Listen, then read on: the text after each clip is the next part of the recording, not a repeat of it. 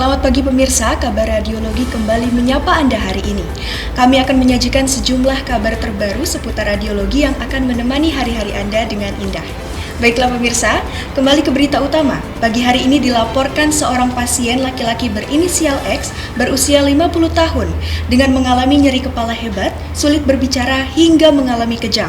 Sudah 1 bulan terakhir, Tuan X mengalami nyeri hebat di bagian kepala sehingga mengganggu keseimbangannya. Dokter pun mendiagnosa meningioma terhadap bapak tersebut dan dilakukan pemeriksaan menunjang terhadap pasien, yaitu magnetic resonance imaging brain.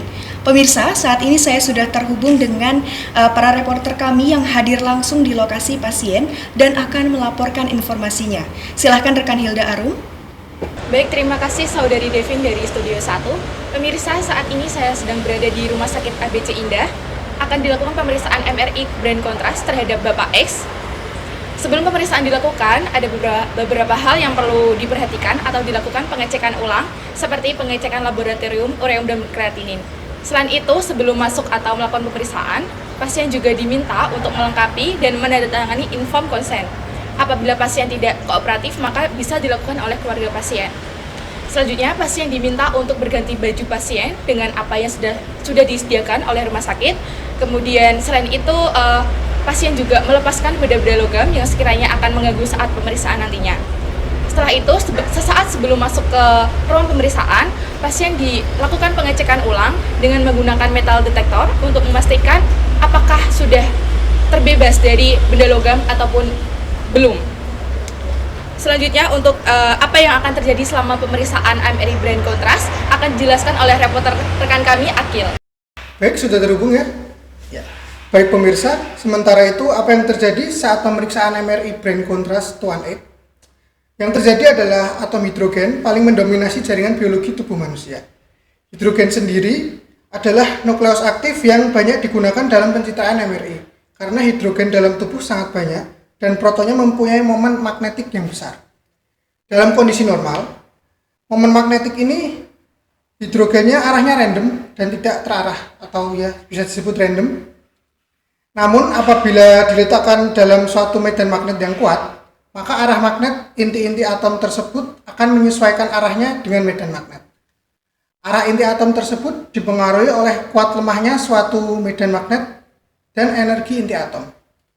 Jika lemah dan tidak kuat, maka berlawanan atau paralel, dan jika kuat maka akan menjadi antiparalel.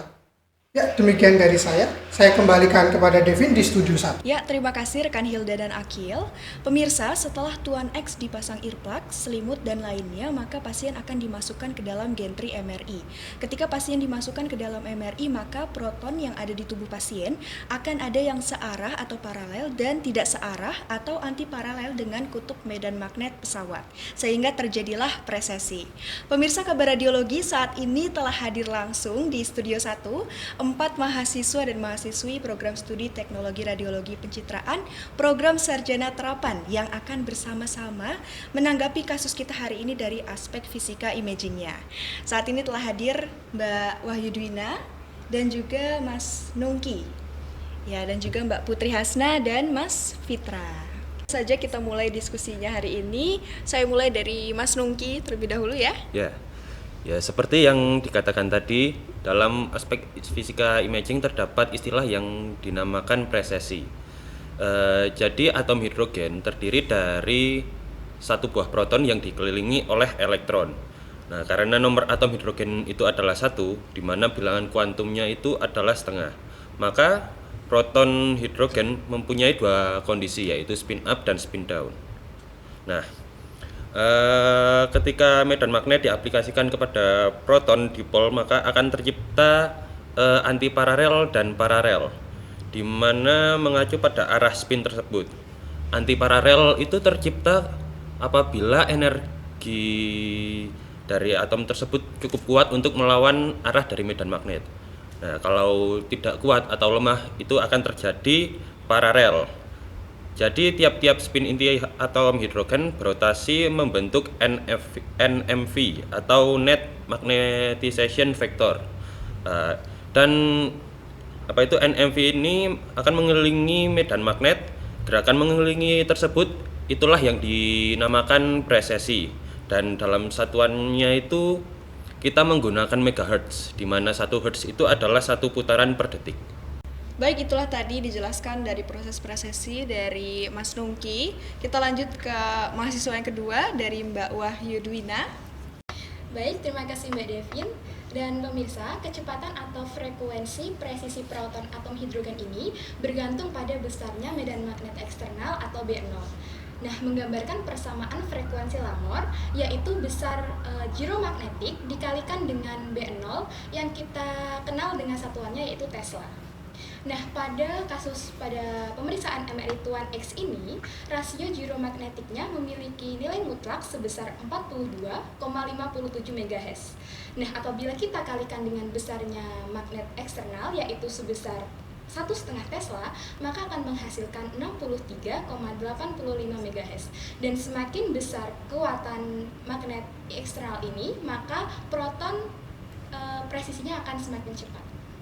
Mungkin pemirsa semua punya pertanyaan, bagaimana sih pembentukan citra MRI pada kasus kita hari ini dapat terbentuk? Maka kita sudah hadirkan 2 mahasiswa ini yang akan menjelaskan. Saya langsung oper ke Mbak Putri Hasna ya. Sebelumnya terima kasih Mbak Devin. Di sini saya Putri Hasna akan menjelaskan tentang pembentukan citra pada MRI. Nah, pembentukan citra itu terjadi ketika pemeriksaan MRI berlangsung. Itu ada radiofrekuensi. Nah, gelombang radiofrekuensinya itu memiliki besaran yang sama dengan frekuensi Lamor. Nah, prosesnya itu dinamakan dengan resonansi. Saat proses resonansi berlangsung, itu ada energi tambahan yang menyebabkan spin-spin atom hidrogennya itu nggak seimbang, sehingga terjadilah proses eksitasi.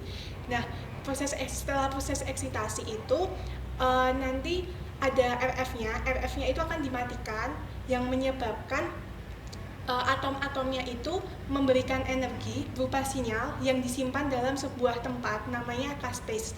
Nah, karena tadi RF-nya dimatikan, itu mesti berdampak kan pada magnetisasi di longitudinal dan magnetisasi transversal. Pada magnetisasi longitudinal itu nanti terjadi proses yang namanya recovery, dan pada magnetisasi transversal terjadi proses yang namanya decay. Nah, kedua proses itu akan mempengaruhi citra MRI dari Tuan X tadi. Seperti itu Mbak Devin. Oke, kalau dari Mas Fitra sendiri? Fitra Salam akan melanjutkan penjelasan dari Mbak Putri tentang relaksasi. Relaksasi dibagi menjadi 2, yaitu T1 recovery dan T2 decay. T1 recovery atau disebut juga spin lattice relaxation time adalah waktu yang dibutuhkan untuk komponen Z dari M untuk kembali ke 63% dari nilai asli berdasarkan pulsa eksitasi. Atau bisa diartikan juga bahwa ini adalah waktu yang diperlukan suatu jaringan untuk mencapai recovery magnetisasi longitudinal hingga 63%. Jika pulsa 90 derajat diaplikasikan terhadap sampel, M0 akan berotasi dan tidak akan terlibat magnetisasi longitudinal. Proses T1 recovery tergantung sifat jaringannya.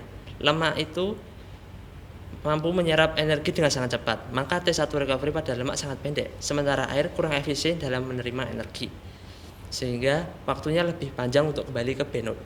Kemudian T2 disebabkan oleh medan magnet inti atom hidrogen sekitar yang saling berinteraksi, disebut juga spin-spin relaxation. Decay mengacu pada hilangnya magnetisasi pada bidang transversal, dan waktu yang dibutuhkan suatu jaringan untuk kehilangan decay 63% sehingga tersisa 37%. Dikenal dengan waktu relaksasi T2. Waktu yang digunakan pada T2 lebih singkat daripada T1. Pada jaringan dengan pembobotan T2, water atau air akan tampak terang dan jaringan lemak akan tampak lebih gelap. Terima kasih kepada narasumber kita hari ini. Mudah-mudahan dapat menjawab ya pertanyaan dari pemirsa kita hari ini.